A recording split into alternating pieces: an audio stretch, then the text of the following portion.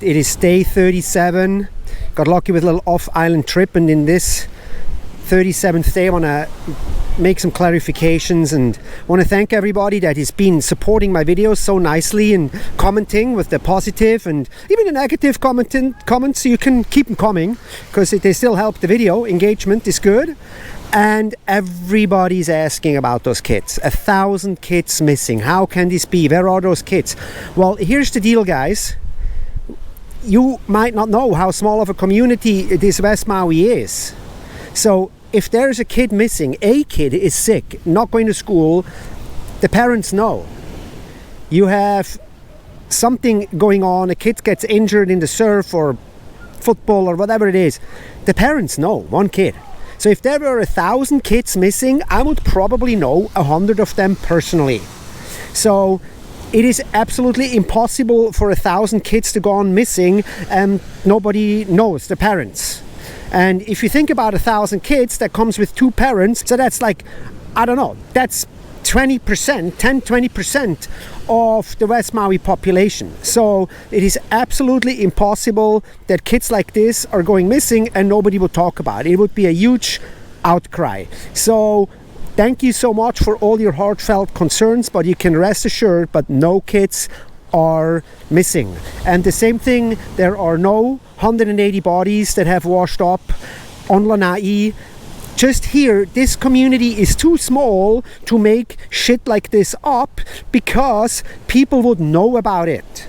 People would know about it. The same thing with the dust fences and all your space laser community people. And we're going to keep an eye also on the land grab situation because people own deeds and rights to their properties and no government can come and just grab that from you. There are definitely, people have rights. And we're going to keep an eye on that for you guys and just keep it real because our community is just small enough to keep a good overview of what's going on. And if somebody's suffering or somebody is mistreated or whatever, I'm going to tell you guys, I'm going to talk about it. Still on the north shore of Oahu. It's because my daughter is doing actually a surf camp. We organized that quite a while ago and I'm taking a beach walk here. And actually, as I'm walking here, you know, there's another way of a land grab. Not a conspiracy one, or maybe somebody could come up with a conspiracy, but the properties that you see behind me are slowly but surely falling into the ocean. They are, right now, having a good load of sand in front of it, but boy, when you come here during the winter and the swells are here, this house behind me, when I last saw it, this one here, waves were crashing underneath and the ocean is grabbing away their land continuously.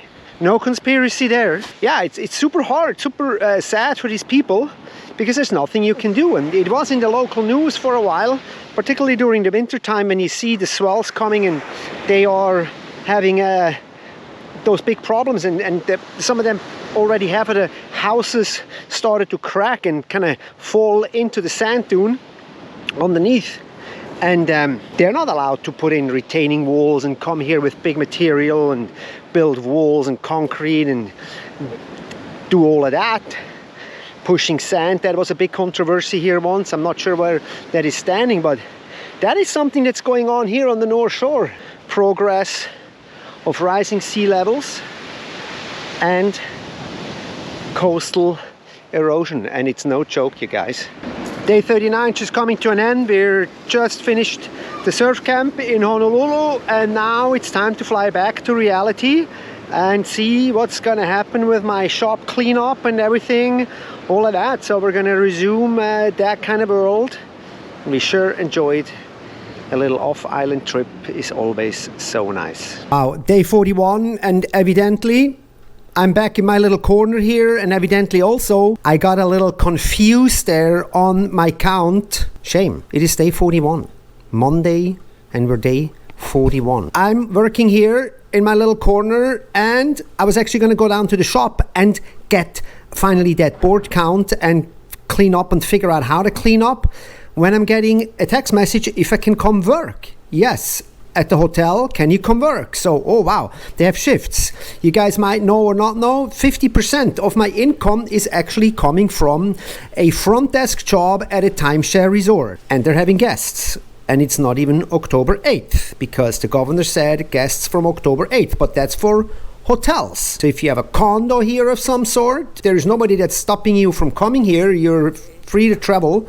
You can come here if you own a condo, and the timeshare is a condo, and evidently some timeshare owners felt like they want to come to use their time. And of course, that whole thing is a very touchy subject, because a lot of people feel October 8th is way too early for tourists, and I kind of understand that. Actually, it's difficult, like October 8th is very soon, and we're gonna have tourists stumbling all over, and people have not even gone back to their properties and are still grieving, and now we have people running all over. But also in my case here, they say, hey, can you come work a shift from 2 to 10? I'm like, yeah, I absolutely. I need the money. I need to work. I need this money. This was 50% of my income. So I really need this money and go there. But of course, at the same time, it's like, gosh, it's going to be difficult. There's going to be hotel guests. I'm like, oh, so I have a complaint about this, or I don't like that. I'm like, really? You have a complaint?